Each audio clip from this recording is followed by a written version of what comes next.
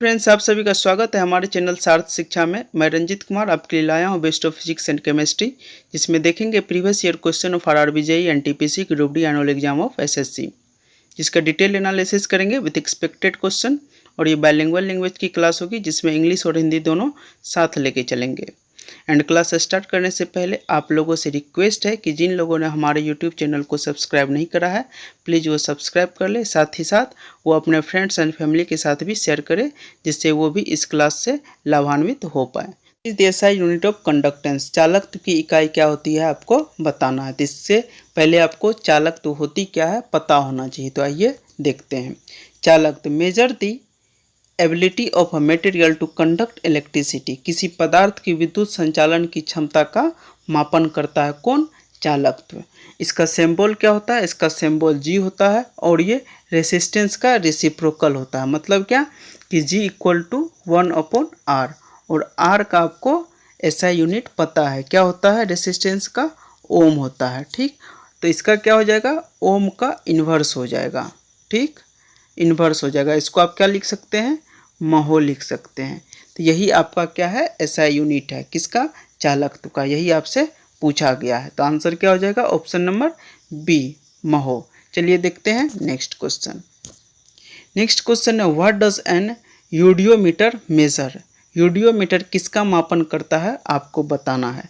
पहले तो आपको पता होना चाहिए कि यूडियोमीटर होता क्या है, इसका उपयोग क्या है। देखिए, इसका उपयोग रासायनिक अभिक्रिया के दौरान गैसों के आयतन में होने वाले परिवर्तन को मापने का काम करता है। किसको मापने का काम करता है? गैसों के आयतन में होने वाले परिवर्तन को। तो इसका आंसर क्या हो जाएगा? Option number C. चलिए देखते हैं नेक्स्ट क्वेश्चन। नेक्स्ट क्वेश्चन है what does it carry when sound wave move. जब ध्वनि तरंगे चलती है तो अपने साथ क्या ले जाती है? द्रव्यमान ले जाती है, ध्वनि ले जाती है, ऊर्जा ले जाती है, या फिर विभवांतर। देखिए, ध्वनि तरंगे जो होती है एक्चुअली होती क्या है? ये ऊर्जा का ही एक रूप होती है। तो ये अपने साथ क्या ले जाएगी? एनर्जी ले जाएगी, मतलब ऊर्जा ले जाएगी। तो इसका आंसर क्या हो जाएगा? Option number C. साउंड से रिलेटेड कुछ इंपॉर्टेंट पॉइंट है, आइए देखते हैं। साउंड, अभी हमने आपको बताया कि साउंड क्या है कि एनर्जी का ही एक रूप है, और ये law of conservation of mass पे डिपेंड बेस्ड है। मतलब कि ऊर्जा संरक्षण के नियम को फॉलो करता है। और ये मैकेनिकल वेव है, मतलब कि यांत्रिक तरंगे हैं। यांत्रिक तरंगे से मतलब है कि ये ट्रेवल करने के लिए इसको मीडियम की आवश्यकता होती है। Speed of sound, speed of sound, देखिए स्पीड ऑफ साउंड मतलब कि ध्वनि की जो चाल होती है वो घनत्व के समानुपाती होती है। जिसका जितना घनत्व होगा उसमें उतनी ही इसकी चाल अधिक होगी। तो सबसे ज़्यादा घनत्व किसकी होती है? लिक्विड की, फिर सॉलिड की, फिर लिक्विड की, फिर गैस की। तो सबसे ज़्यादा चाल किस में होगी? सॉलिड में, फिर लिक्विड में, फिर गैस में।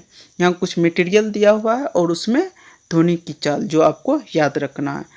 एल्युमिनियम में क्या होता है? 63 से 20 मीटर पर सेकेंड, कॉपर में 40 से मीटर पर सेकेंड, ग्लास में 45 से 40 मीटर पर सेकेंड, सी वाटर मतलब समुद्री जल में कितना? 15 से 31 मीटर पर सेकेंड। वायु में 40 डिग्री सेंटीग्रेड पे 355 मीटर पर सेकेंड, जबकि 20 डिग्री सेंटीग्रेड पे 343 मीटर पर सेकेंड। ऐसा क्यों हो रहा है? इसलिए हो रहा है क्योंकि ध्वनि की जो चाल होती है वो तापमान पे डिपेंड करता है। देखिए, होता क्या है कि जब वायु का तापमान 1 डिग्री सेंटीग्रेड से बढ़ता है तो ध्वनि की चाल 0.6 मीटर पर सेकेंड से क्या करता है कि इंक्रीज कर जाता है। चलिए देखते हैं नेक्स्ट क्वेश्चन। नेक्स्ट क्वेश्चन है which one of the following is mono atomic gas. तो आपको पूछा जा रहा है कि इनमें से कौन सा मोनो एटॉमिक गैस है। तो पहले आपको मोनो एटॉमिक गैस होती क्या है पता होना चाहिए। तो आइए देखते हैं। Mono atomic gas they contain only one atom, मतलब जो सिर्फ एक तरह के तत्व से परमाणु से बना तत्व हो। ठीक, तो इसका एग्जाम्पल क्या हो जाएगा? जितना भी इनर्ट गैस है वो सारा ही क्या है? मोनो एटॉमिक है। ठीक, डाएटॉमिक आपको वर्ड से ही पता चल रहा है कि मतलब जो एक ही तरह के दो परमाणु से बना हो उसको क्या कहते हैं? डायटोमिक कहते हैं। उसका आपको एग्जाम्पल दिया हुआ है, वो आपको याद रखना है। ट्राएटोमिक मतलब तीन, ट्रा से क्या? तीन। जो एक ही तरह के 3 परमाणु से बना हो उसको क्या कहेंगे, उसको ट्राइएटॉमिक कहेंगे। इसका एग्जाम्पल है O3 मतलब ओजोन। ओजोन के आते ही आपको हिट करना चाहिए कि ओजोन का यूज क्या है, ये बार बार पूछा जाता है। तो ये सूर्य से आने वाली परावैंगनिक किरणों को पृथ्वी पे आने से क्या करती है कि रोकती है।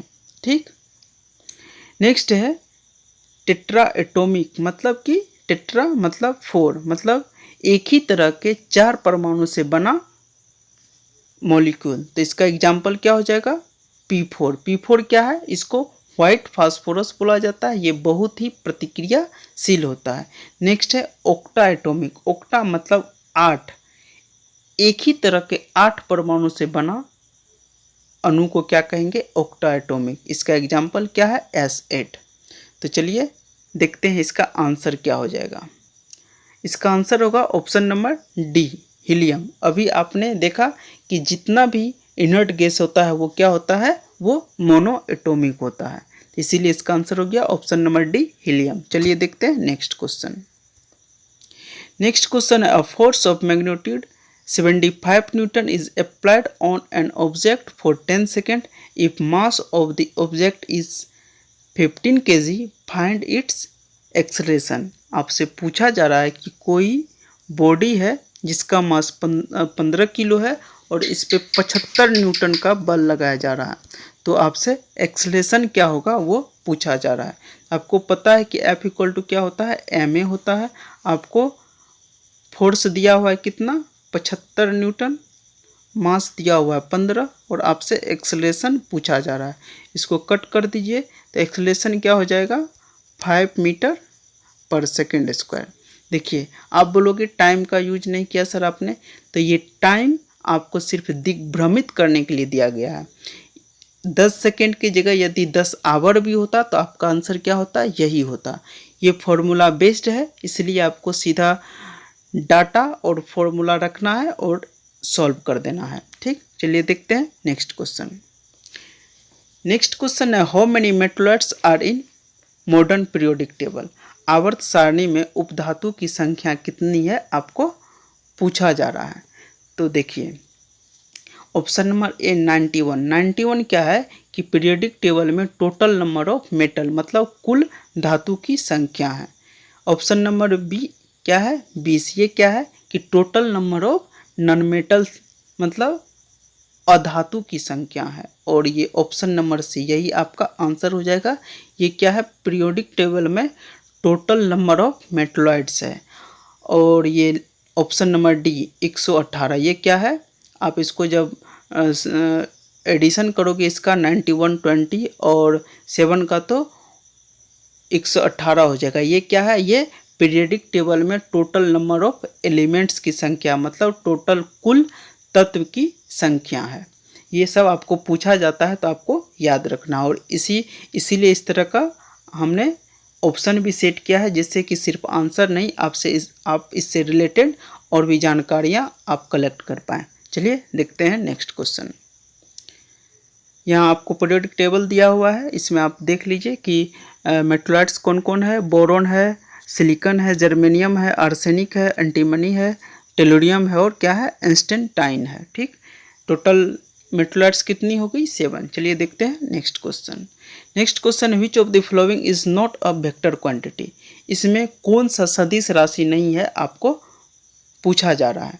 तो पहले आपको पता होना चाहिए कि सदिश राशि क्या होती है, अदिश राशि क्या होती है। तो आइए देखते हैं। स्केलर क्वांटिटी मतलब अदिश राशि, इसमें क्या होता है कि केवल परिमाण होता है। क्या होता है, केवल परिमाण होता है। ठीक, इसका एग्जाम्पल है लेंथ है, एरिया है, वॉल्यूम है, मास है, density, speed, temperature, pressure, work, energy, power. ये सारा क्या है, स्केलर क्वांटिटी है। जबकि वेक्टर क्वांटिटी में क्या होता है, परिमाण और दिशा दोनों होता है।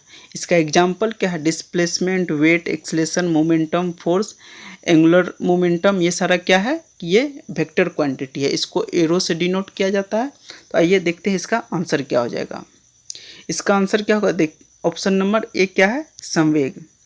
संवेग क्या होता है, कि मान लीजिए ये m मास का बॉडी है और ये v वेलोसिटी से मूव कर रहा है। आपसे मोमेंटम पूछ दिए तो क्या होगा, m इंटू वी, v मतलब वेलोसिटी। अभी आपने देखा कि वेलोसिटी क्या है, ये वेक्टर क्वांटिटी है, इसीलिए मोमेंटम क्या हो जाएगा, वेक्टर क्वांटिटी।